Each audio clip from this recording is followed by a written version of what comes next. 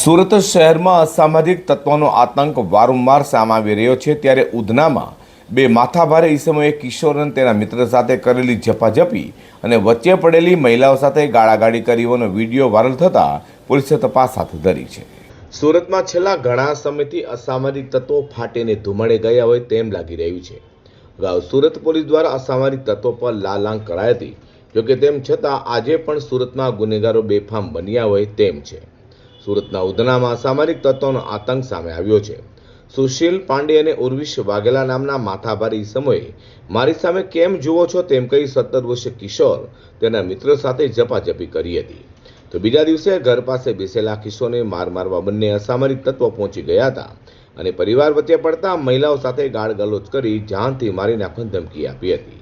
હાલ તો અસામાજિક તત્વો ઉર્વિશ વાઘેલા અને સુશીલ પાંડેનો વિડીયો વાયરલ થતાં પોલીસે તેના આધારે તપાસ હાથ ધરી છે।